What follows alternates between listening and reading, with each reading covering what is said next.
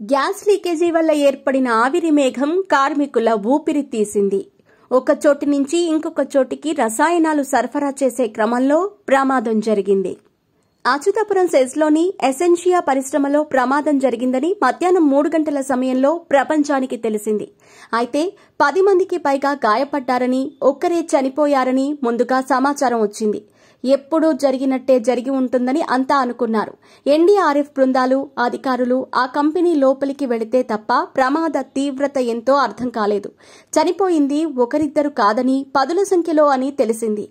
పేలుడు ధాటికి ఎగిసిన మంటల్లో కాలి చనిపోయింది ఒకరిద్దరే కావచ్చు. కానీ ప్రమాదం కారణంగా కమ్మేసిన పొగ, కుప్పకూలిన బిల్డింగ్ పైకప్పు కారణంగా ఎక్కువ మంది ప్రాణాలు వదిలేశారు.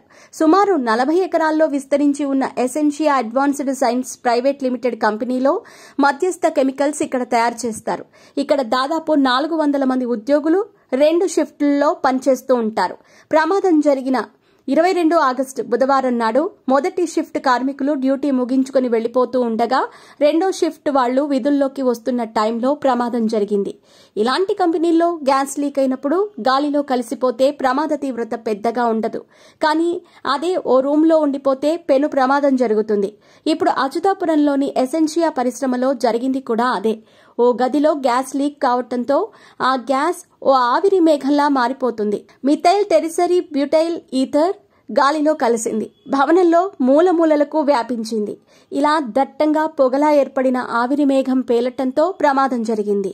వేపర్ క్లౌడ్ ఎక్స్ప్లోజర్ వల్లే ప్రమాదం జరిగిందని ప్రభుత్వానికి కంపెనీ ఇచ్చిన ప్రాథమిక నివేదికలో పేర్కొంది.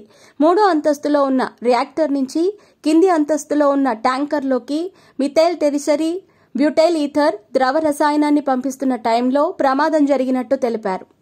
ఇలా పంపే టైంలో లీక్ అయి విద్యుత్ ప్యానెల్పై పడి వేపర్ క్లౌడ్ ఏర్పడినట్టు వివరించారు. ఎలక్ట్రికల్ ప్యానెల్, ఏసీ డక్టుల ద్వారా అంతటా వ్యాపించినట్టు పేర్కొన్నారు. అదే టైంలో విద్యుత్ తీగల ద్వారా వచ్చిన స్పార్క్ కారణంగా మంటలు వ్యాపించాయని తెలిపారు. దీంతో ఒక్కసారిగా పొగలు అలుముకున్నాయని, రియాక్టర్ కూడా పేరిందని సమాచారం ఇచ్చారు. ఈ ప్రమాద ధాటికి గ్రౌండ్ ఫ్లోర్ స్లాబ్, గోడ కూలినట్టు కూడా తెలిపారు.